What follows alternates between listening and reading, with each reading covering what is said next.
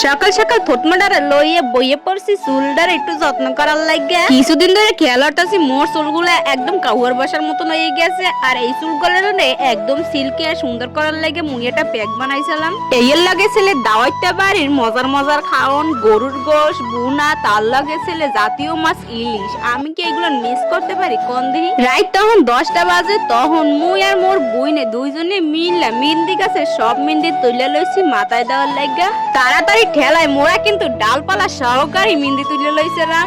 এখন কাজ আরো বাড়াই হেলাইছি। এই তো ঘরে আই এখন কিন্তু মেহেন্দি গুলো সুন্দর বাসা লাগতে আছে মুগো দুইজনে জমের মতন তাড়াতাড়ি না হইরে যদি সুন্দর করে এই সময় বাইসে লই আইতাম তাহলে কিন্তু এখন আর এত কষ্ট হরা লাগবে না। মুগো ঘরে আইয়া এলে কিন্তু সুন্দর করে বাইরে লইতে পারতাম।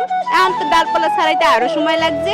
যাই হোক কষ্ট যখন করছে আর একটু করলে সমস্যা হইবে না। তারপর তো এই মেহেন্দি গুলো সুন্দর করে ধুয়ে টুয়ে লইছি। এখন আমরা বাড়তে পারবো না, এগুলো সুন্দর করে ব্লেন্ডার করবো। বাড়তে গেলে হাত একদম রাঙ্গা হয়ে যায়। আর এই তো ব্লেন্ডারের ভিতরে দিয়ে সুন্দর করে একদম ব্লেন্ডার করে লইতে আসি মুই আর মোর বইনে। এর আগে কিন্তু ভাইরাল সেই পাতাটা ব্লেন্ডার করে জুস বানাই লইছিলাম, মানে এর রস বাইর করে লইছিলাম। তারপরে এই তো সকালবেলা ঘুম দিয়া উঠেই বেন্না হলে বইয়ে পড়ছি সেই প্যাকটা বানানোর লাগে। মেহেন্দি ব্লেন্ডার করার সময় আমি কিন্তু একটু পেঁয়াজের রসও দিয়েছিলাম। আর এই তো এখন দিয়ে লইতেছি লেবুর রস। এর জন্য কিন্তু চুলের দা কোনো গন্ধ আইবে না। লেবুর রসটা চিবড়াই চিবড়াই দেওয়ার পরে সেই পাতার রসটাও দিয়ে লইতেছি। এখন গুন্ডাই গান্ডাই লোমো এটার ভালো হয়ে মাহাই লইতে হইবে। মেহেন্দি পাতা কিন্তু মগো চুলের লাগে অনেক উপকারী। চুলটারে ঘন করে, শক্ত করে, মজবুত করে। তার লগে চুল কিন্তু একদম সিল্কিও করে।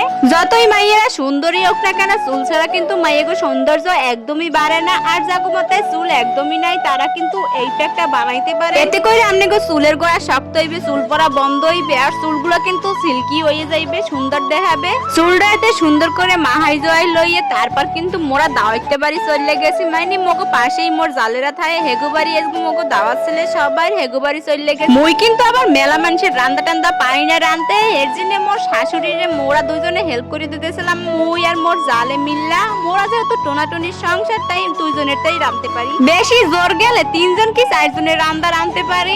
আর এই জায়গাটায় শুধু 10-12 জনের রান্দা ছিল তাই আর রাঁধতে যাই নাই। তবে মাছগুলা কুইটে দিয়েছিল মোর জালে আর মই ধুয়ে টুইয়ে এই তো ভাজা শুরু করে দিয়েছি। রাঁধতে না পারি কোড়া কাটি, তারপরে এই ভাজাভাজি এইগুলা তো করতেই পারি। এর জন্য মাছগুলা সুন্দর করে ভাইজা। আর এই তো মোর শাশুড়ি কিন্তু সুন্দর করে রান্দাও চড়াই দিয়েছে। এইগুলো একটু লাইরে সিটে লইছিলাম। আজকে ইলিশ মাছটা কিন্তু অনেক তাজা ছিল, তেলও ছিল। একবার বাজার পরে অনেক অনেক তেল বাইরেছে। ইলিশ মাছটারে কিন্তু আজকে শস্য দিয়ে সুন্দর করে রান্দা হইবে। আর এই তো শস্য দিয়ে কিন্তু রাঁধতেছিলে। মোদ্দারে শস্য ইলিশ খাইতে কিন্তু বেশ মজা লাগে। সবার শেষে কিন্তু পোলাও ভাত ছেলে। আজকে ভিডিও তো এই পর্যন্তই। মোর পেজটা একটু ঘন ঘন ফলো করেন আর ভিডিও